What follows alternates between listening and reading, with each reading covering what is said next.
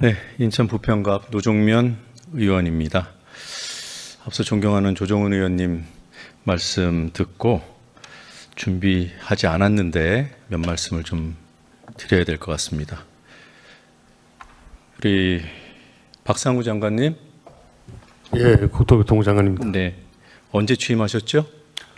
23년 12월 3일 날 취임했습니다. 그럼 1년 6개월이 넘으셨네요. 예, 그렇습니다. 예. 어떻게 여당 의원이 얼마나 일을 안 하셨으면 그 당시 여당이었던, 얼마 전까지 여당이었던 정당 소속 의원께서 장관님 얼굴도 모릅니까?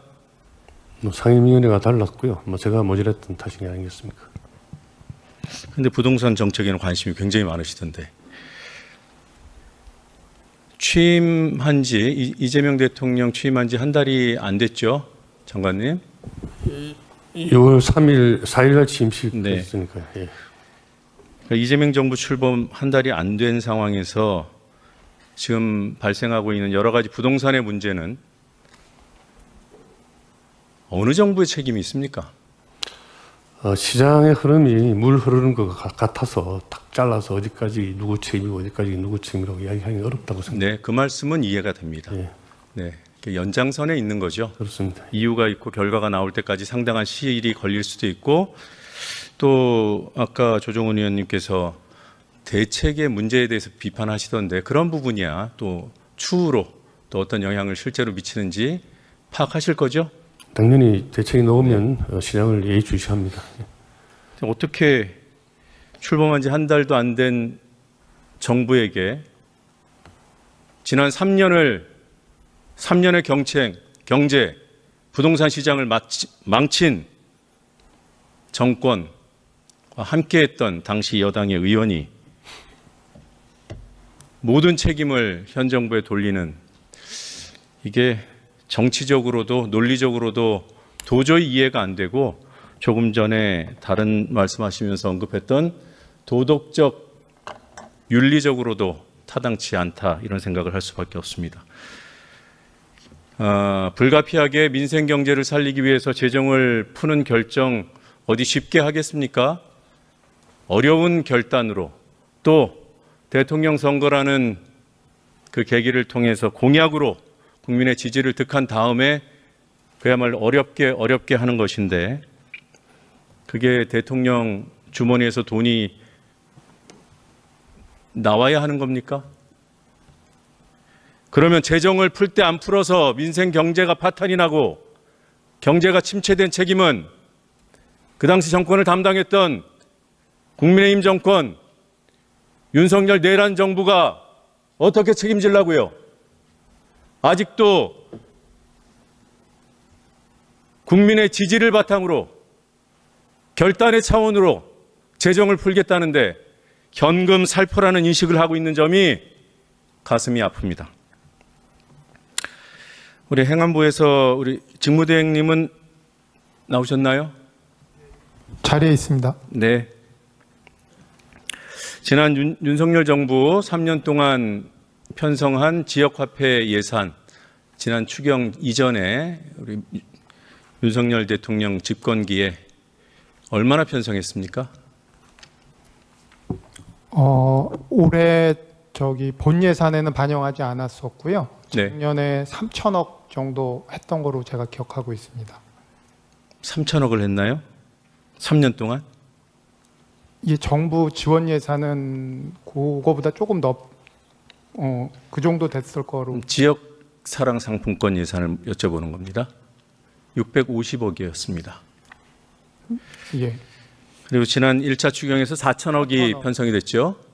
네. 예. 그리고 이번에 6천억을 더해서 올해 1조 원 규모로 확대가 돼 있어요. 예. 예, 많은 분들이 기대를 하고 있습니다. 문제는 우리 정부에서 제안 설명하신 대로 속도가 굉장히 중요한 것 같습니다. 이 할인율을, 지역 화폐를 사용했을 때 부과되는 그 혜택, 할인율, 언제 인상된 올라간 할인율이 적용될 수 있습니까? 이번부터 적용된다고 보시면 됩니다. 네. 그러니까 이번이라 한문. 이제 추경 집행하게 되면은. 그러니까 추경안이 국회를 통과하게 되면 예. 어느 정도 시차가 걸릴 것 같습니까? 최대한 이제 추경 의원님들께서 의결해 주시면요, 저희가 바로 집행 계획이라든지 이런 거 발표하고 네. 빠르면 7월 내에 실시하려고 준비하고 있습니다. 네, 7월 초에 추경안이 통과되면 예, 예. 7월 내라도 예. 집행될 수 있도록 한다. 할인율이 적용되게 한다. 그거는 이제 민생 회복 소비 쿠폰이고요. 네. 하여튼간 지역화폐 예, 할인율 적용. 할인율 적용은 2차 추경인데 제가 기억하기로는 한 9월 정도에 지금 1차 추경 것도 다 소비가 되지 않았습니다. 그래서 그러면 9월 이후에 가능할 것 같습니다. 예, 그러면 1차 추경으로 인해서 좀 올라간 할인율이 있고요. 이번에 2차 추경이 반영되면 할인율이 더 올라가도록 설계가 되어 네, 있잖아요. 맞습니다. 예. 그러면 1차 추경 그 예산이 다 소진된 다음에라야 인상된 할인율이 적용되는 거예요? 예, 예. 그걸 통합할 수 없습니까? 그거 한번 검토를 해보도록 하겠습니다. 이미 이제 2차 추경이 통과되면 새로운 지역화폐 할인율이 홍보가 될 거 아닙니까? 네네. 그런데 현장에서 사용하면 1차 추경 때 거라서 할인율이 지금은 얼마 안 된다. 그럼 혼란이 오지 않겠어요? 그럼 검토해 주세요. 예, 알겠습니다. 그리고 이런 속도를 내기 위해서는 그 지자체와의 사전 협의가 중요하다고 우리 국회에서 검토 보고를 했습니다. 이 내용 들으셨죠? 예, 예. 지금 사전 협의가 진행되고 있습니까? 예, 그 기재부 중심으로도 지방재정 협의를 6월에 했었고요. 네. 대통령께서 시정연설하기 전에 또 행안부도 시도 부단체장들 통해서 한 2차 기조실장들하고 이렇게 했고 지난주 금요일에도 협의를 좀 했습니다. 네. 지역화폐 할인율이면 국비에서 담당하는 부분이 있고 지자체가 일정한 가이드라인이 있겠지만 자체적으로 또 결정해야 되잖아요. 그러니까 이런 네. 부분이 차질 없이 진행될 수 있다. 협의가 끝났다. 예, 저희가 지방 재정도 열악하긴 합니다만 네. 그래도 가용한 자원을 좀 잘 만들어서 신속하게 추경을 해서 중앙과 정부가 이 어려운 그 경제 상황을 잘 극복해 가자고 했고 일반적으로는 좀 정부 지원이 더 있었으면 하는 그런 여러 가지 의견을 내긴 했는데요. 네. 잘 협조해 주기로 이렇게 지금 진행되고 있습니다. 네. 지역화폐를 사용할 때 할인율이 어느 정도 되면 소비 진작 효과가 있다고 파악하고 계십니까?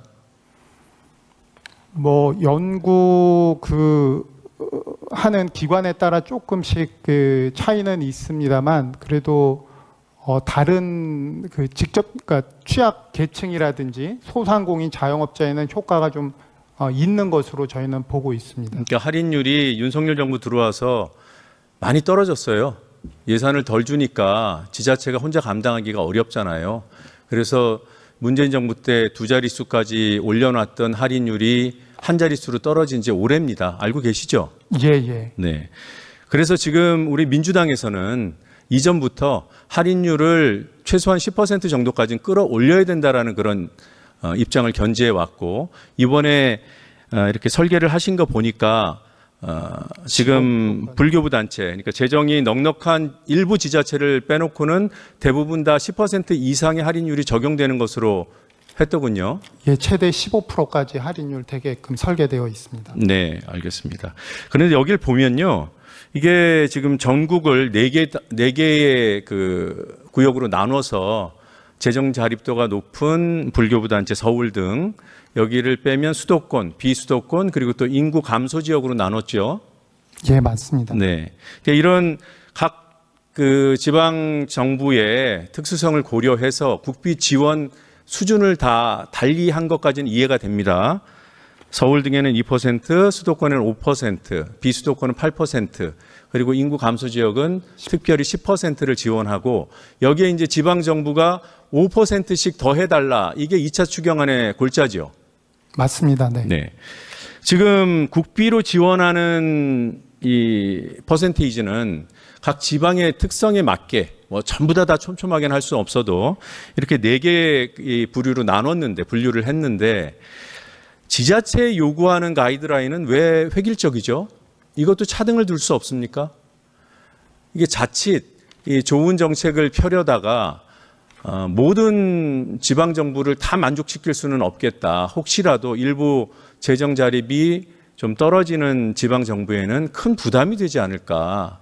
지금 제가 볼 때는 이 할인율 10% 이상을 유지해야 된다라는 정부의 입장은 매우 타당하고 이것 때문에 많은 분들이 기대를 하고 있어요.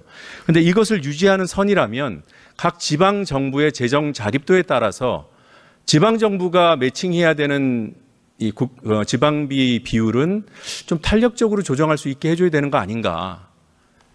어떤 입장이십니까? 예, 의원님께서 말씀하시는 그 취지에는 그 공감을 합니다만 다만 이제 할인율이 많이 올라가게 될 경우에는 저희가 우려하는 것이 부정 유통으로 이제 해서 하려는 그 기대감도 높아지지 않을까 싶어서 조심스럽게 좀 그런 부분을 함께 잘 고려하도록 하겠습니다. 지금 우리 직무대행님 제 질문하고 계속 뭐가 좀 안 맞아요.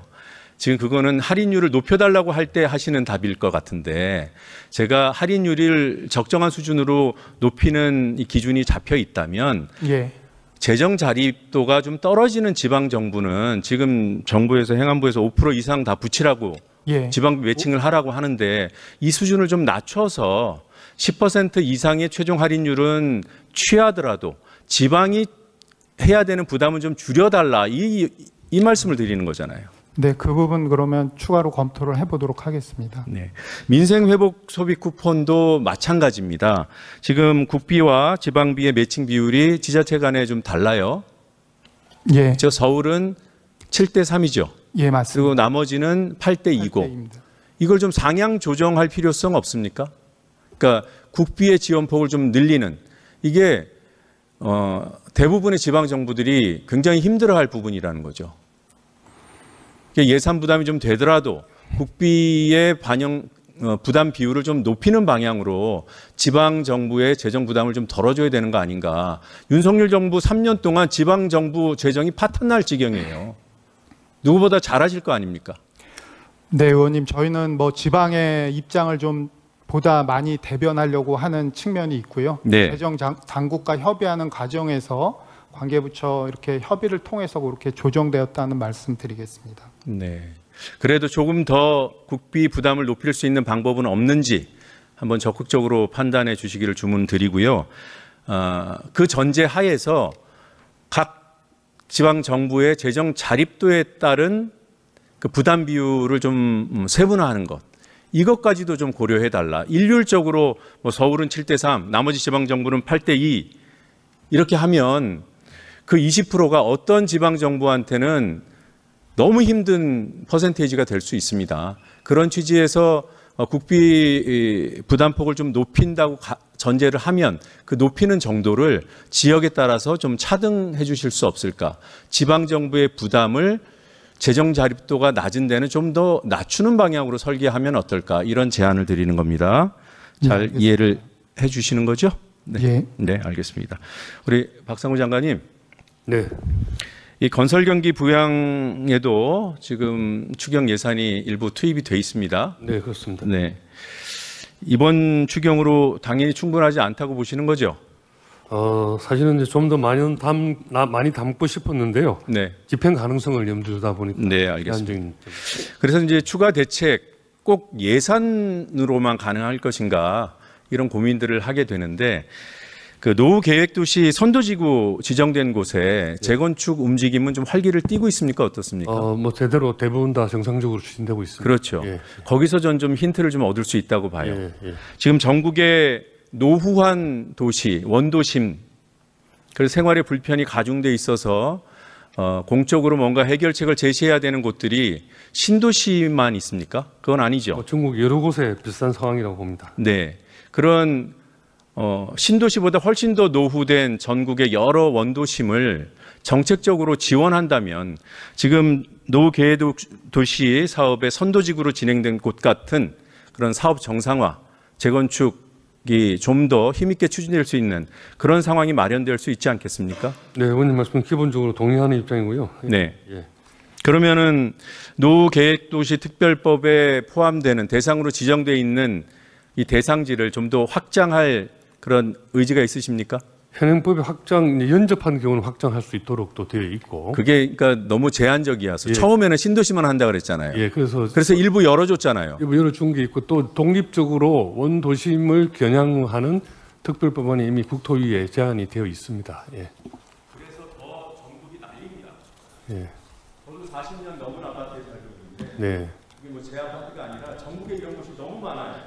신도시만 지원해 주냐 이런 문제 제기가 나오면 설명할 길이 없습니다. 법을 만드는 국회의원들에게 상식적인 질문을 하시는 거잖아요.